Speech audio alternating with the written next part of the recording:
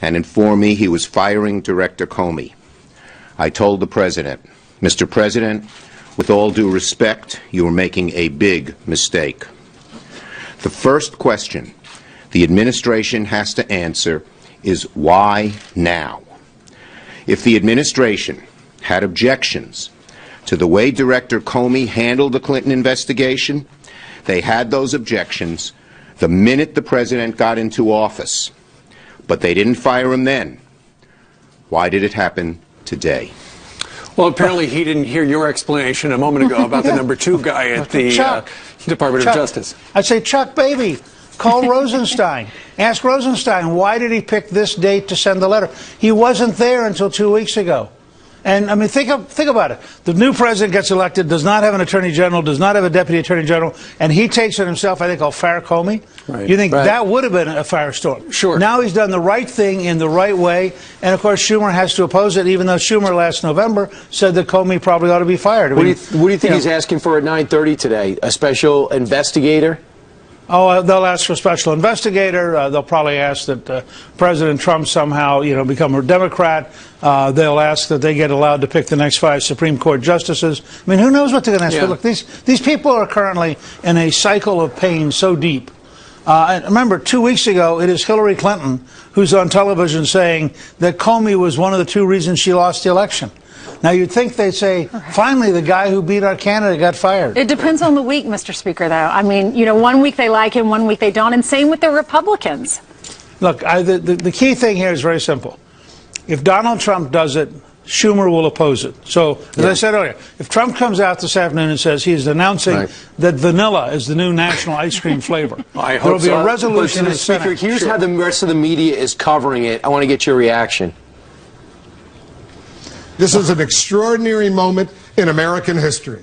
You bet it is, Wolf, and it's a grotesque abuse of power by the President of the United States. A little whiff of fascism tonight, I think it's fair to say. Absolutely. A little whiff of, I don't care about the law, I'm the boss. The timing now looks like it is connected to Russia no matter what the president says, and this is where it's going to become a political hot potato. The big question now involves the current FBI investigation into Russian meddling and any possible collusion between members of Trump's campaign and Russia. This is truly extraordinary. Who now runs this investigation? Russia. First of all, didn't we just have a congressional hearing where the former director of national intelligence and the former Democratic attorney, the acting attorney general, both said there was no sign of any involvement between Trump and the Russians? I mean, did I miss this? But wasn't that a hearing like 3 days ago? The fact is, the elite media knows that this can't have been an honest election. It can't have been a fair election because Donald Trump won, so something had to have happened. If the Russian thing collapses, the next phase will be Martians. Martians came in. Martians got Trump elected. This is, so we know that the elite media every morning gets up and says the headline will be somehow involving Russia.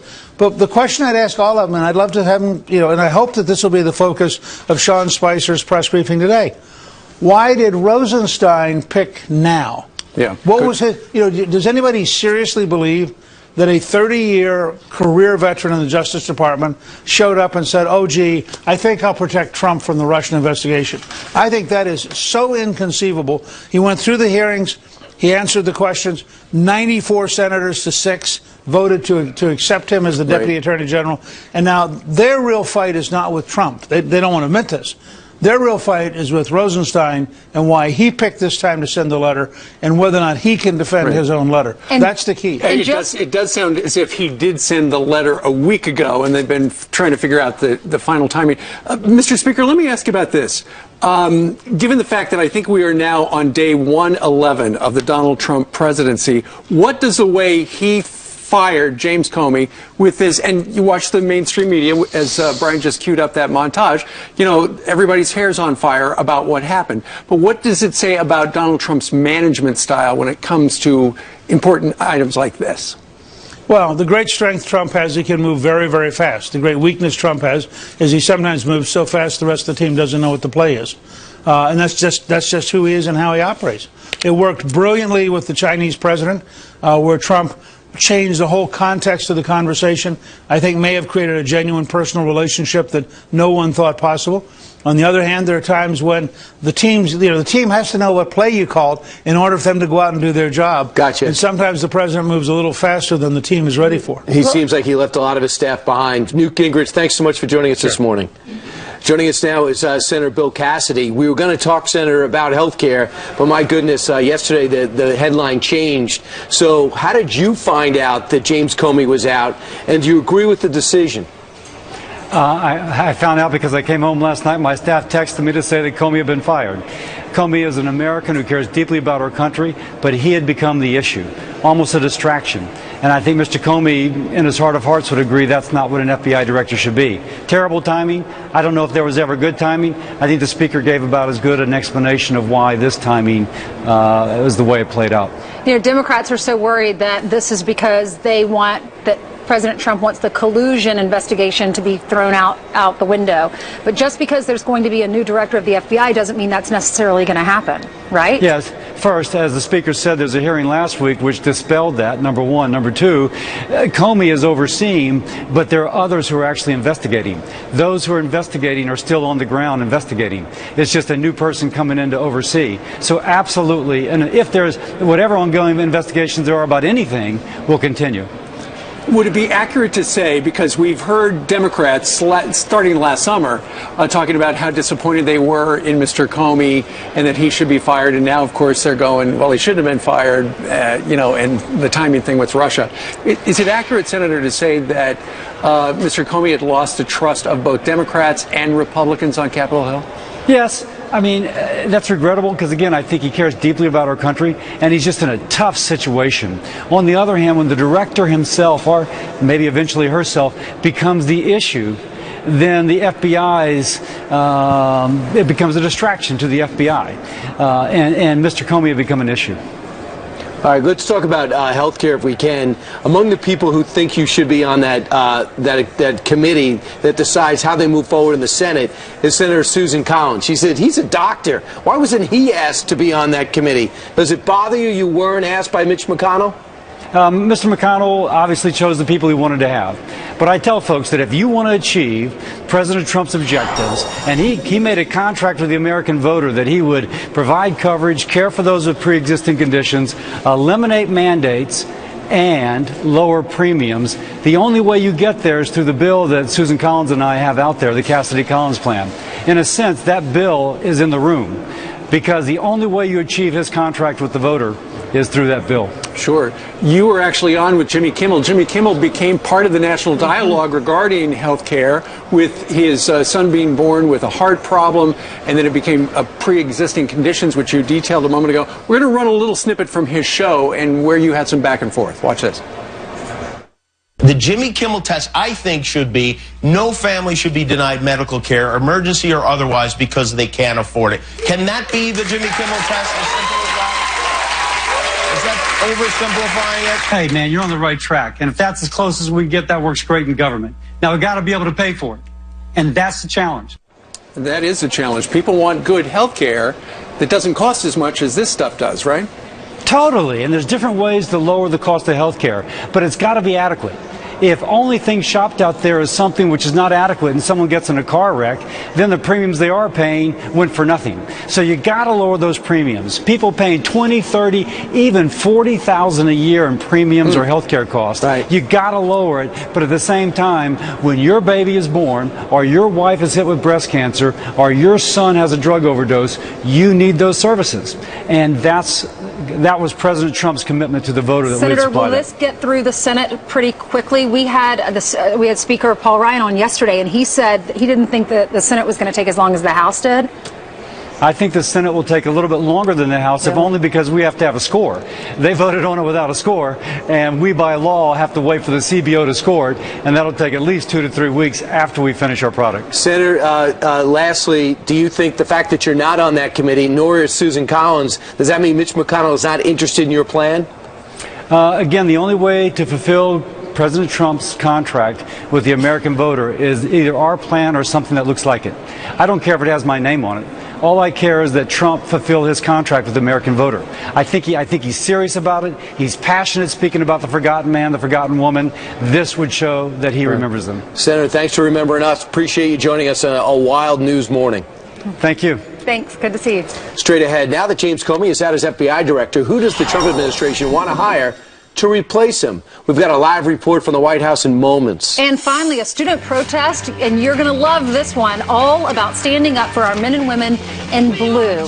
And the woman who organized it is going to join us live next. Just because we get Fox News alert, as you know, James Comey now out as the director of the FBI. Now the big question is, who will be the next director of the FBI? The White House is vowing to hire someone that will restore credibility back to the agency. And Griff Jenkins is live in D.C. with some of the top names that are already being thrown out this morning. Hey, Griff.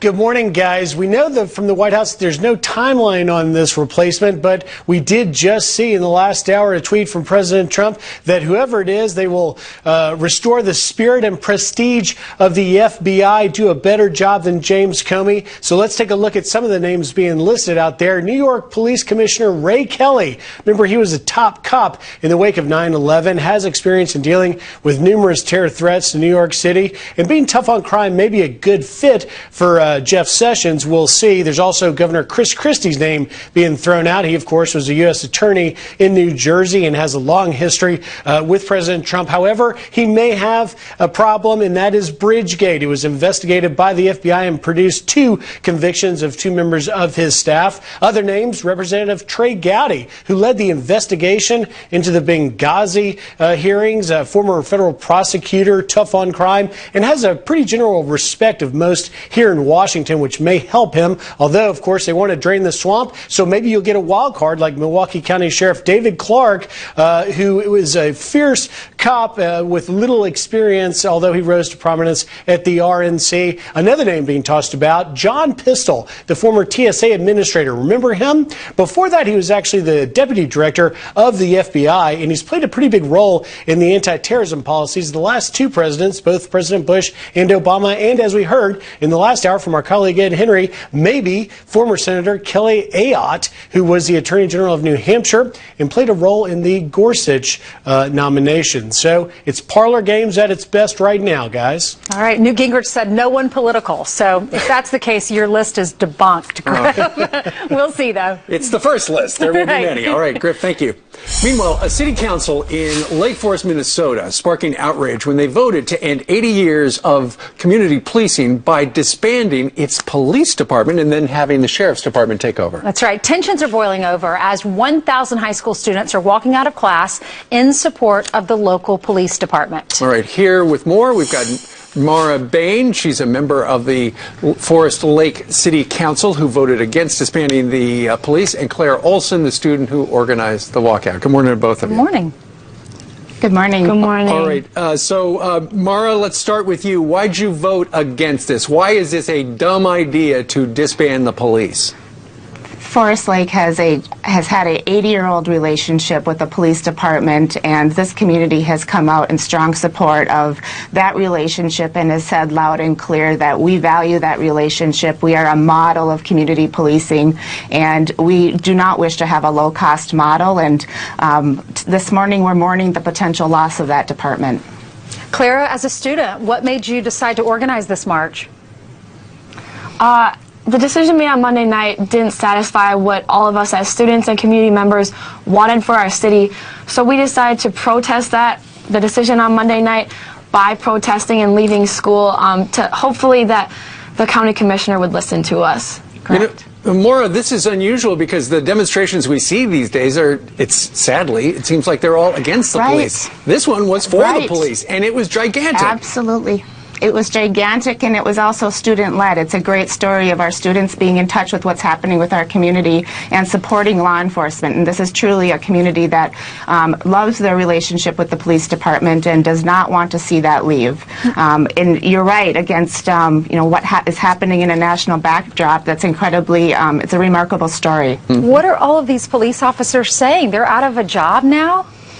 Yeah, we have potentially 23 officers who would be laid